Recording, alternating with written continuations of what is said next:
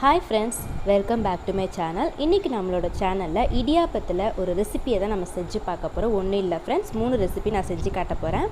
இதுதான் அந்த ரெசிபீஸ். ஒன்னு இட்லி பொடி இடியாப்பம், ஸ்வீட் இடியாப்பம், புளிப்பு இடியாப்பம். நம்ம ஃபர்ஸ்ட் ஸ்வீட்ல இருந்து ஸ்டார்ட் பண்ணுவோம். ஒரு பவுல்ல நான் இடியாப்பத்தை உதுத்தி எடுத்துட்டு வாசனைக்காக 2 ஏலக்காவை நான் தட்டி போடுறேன். நீங்க ஏலக்காவை பொடிச்சு கூட போடலாம். இது கூட நான் 1 கப் நாட்டு சர்க்கரையை mix பண்றேன். நீங்கள் நாட்டு சர்க்கரைக்கு பதில் வெல்லம் கூட நீங்கள் பொடிச்சு சேர்த்துக்கலாம். ஸோ அதனால் பிரச்சனை இல்லை. நீங்கள் வெல்லத்தை பாகு மாதிரி கரைச்சி அதை ஃபில்ட்ரு பண்ணி கூட நீங்கள் சேர்த்துக்கலாம். ஏன்னா வெல்லத்தில் மணல் இருக்கும்.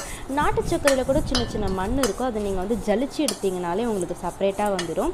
எதுவாக இருந்தாலும் நீங்கள் ரெண்டுத்தில் எதுவும் சேர்த்து மிக்ஸ் பண்ணும்போதும் ஒரு லிக்யூட் மாதிரி வந்து இந்த இடியாப்பத்தில் கலந்து ஒரு மாதிரி தேன் குழல் மாதிரி வந்து உங்களுக்கு நல்லாவே டேஸ்டியாக வந்து வரும். எப்போவுமே நம்ம இடியாப்பம் ப்ரிப்பேர் பண்ணோன்னா அதுக்கு தேங்காய் பால், குருமா இந்த மாதிரியான சைட் டிஷ் தான் வந்து நம்ம எப்பயுமே வைப்போம். நீங்கள் இடியாப்பத்தை டேஸ்ட் கொடுத்தீங்கன்னா குழந்தைங்களும் விருப்பமாக சாப்பிடுவாங்க. இது நாட்டு சக்கரை யூஸ் பண்ணுறதுனால சுகர் பேஷண்ட் கொண்ட பெரியவங்க கூட இது எடுத்துக்கலாம். ஒரு விதமான ஒரு ஹெல்த்தி ஃபுட்டாக தான் இது இருக்கும். ஸ்வீட் விரும்பாதவங்க யாருமே இருக்க மாட்டாங்க ஃப்ரெண்ட்ஸ். ஸோ ஸ்வீட்டுன்றது சின்னவங்கலேருந்து பெரியவங்க எல்லாருமே சாப்பிடக்கூடியது. ஸோ இந்த மாதிரி நீங்கள் வந்து ரெடி பண்ணி கொடுத்தீங்கன்னா எல்லாருமே விருப்பமாக சாப்பிடுவாங்க. இதை நல்லா மிக்ஸ் பண்ணிட்டா பாருங்கள், ஒன்று சேர்ந்தாப்போல் வந்திருக்கு பாருங்கள். எந்த நல்லா உதுத்து வந்திருக்கு. இப்போது நான் வந்து தேங்காய் துருவல் வந்து ஆட் பண்ணுறேன். இது இன்னும் வந்து இந்த டிஷ்க்கு டேஸ்ட்டு கொடுக்கும். இது வந்து ஆப்ஷனல் தான் ஃப்ரெண்ட்ஸ். உங்களுக்கு வேணும்னா நீங்கள் போட்டுக்கோங்க, வேணான்னா விட்டுருங்க.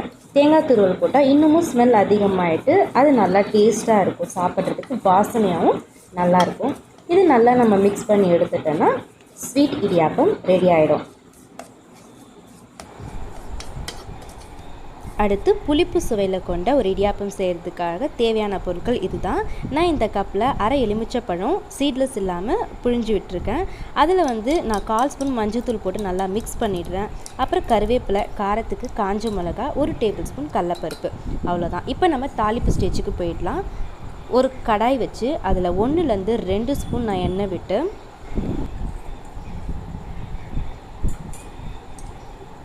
எண்ணெய் நல்லா காஞ்சிருச்சு ஃப்ரெண்ட்ஸ். இப்போ நான் 1/4 ஸ்பூன் கடுகு வந்து இதில் போடுறேன்.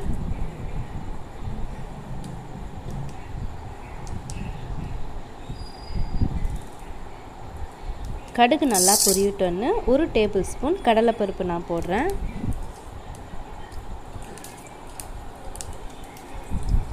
இது ரெண்டும் சேர்ந்து நல்லா ஃப்ரை ஆகணும்.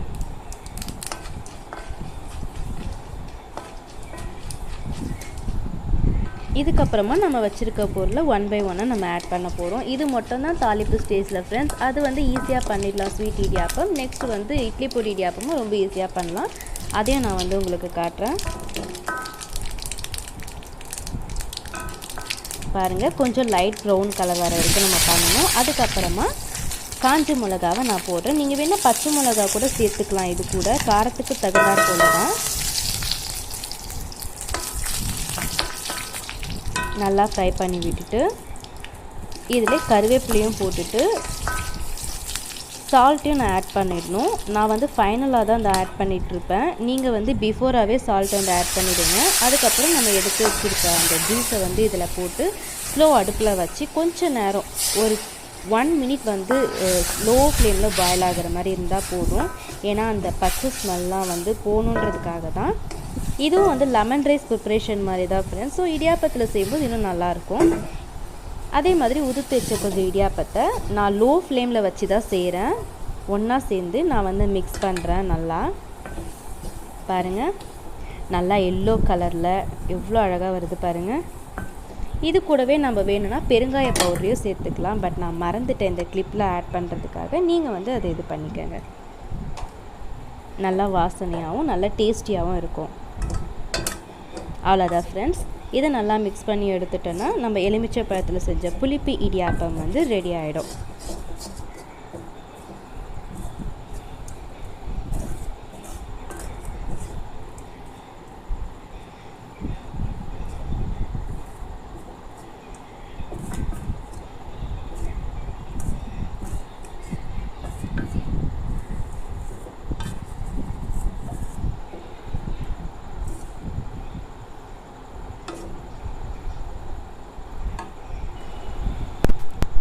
அடுத்து இடியாப்பம். அதுக்கு நான் அதே மாதிரி இடியாப்பத்தை உதுத்தி எடுத்து 1லேருந்து 2 ஸ்பூன் நல்லெண்ணெயை சேர்த்துக்கிறேன்.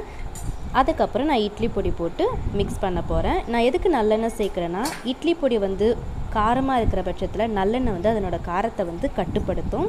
நான் இட்லி பொடி இதுக்கு முன்னாடி வீடியோ பண்ணியிருக்கேன் ஃப்ரெண்ட்ஸ். ஸோ நான் அதுக்கான லிங்க் டிஸ்கிரிப்ஷனில் தரேன். ஸோ நீங்கள் அங்கே ஃபாலோ பண்ணிக்கோங்க. இது ரொம்ப வாசனையாக ரொம்ப நல்லாயிருக்கும். அவ்வளோதான் ஃப்ரெண்ட்ஸ். இதையும் நல்லா மிக்ஸ் பண்ணி எடுத்துட்டா நம்மளோட இட்லி பொடி இடியாப்பம் ரெடி. எங்கள் வீட்டில் சண்டேயில் நான் எல்லாருக்கும் இந்த டிஷ் தான் செஞ்சேன். இட்லி, வெங்காய சட்னி, ஸ்வீட் இடியாப்பம், இட்லி பொடி இடியாப்பம், புளிப்பு இடியாப்பம். நீங்களும் உங்கள் வீட்டில் எல்லாருக்கும் செஞ்சு அசத்துங்க. டேஸ்ட் எப்படி இருந்ததுன்னு எனக்கு மறக்காமல் கமெண்ட் செக்ஷனில் தெரியப்படுத்துங்க. இந்த வீடியோ உங்களுக்கு பிடிச்சிருந்தா லைக் பண்ணுங்கள், ஷேர் பண்ணுங்கள். மறக்காமல் என்னோடய சேனலை சப்ஸ்கிரைப் பண்ணுங்கள். அதுக்கு நீங்கள் என்னோடய சேனலில் போய்ட்டு சப்ஸ்கிரைப் பட்டனை ஒரு முறை ப்ரெஸ் பண்ணிவிட்டு பக்கத்தில் இருக்கிற பெல் ஐக்கானையும் ப்ரெஸ் பண்ணணும். அப்போ தான் நான் பண்ணுற வீடியோஸ் உங்களால் பார்க்க முடியும்.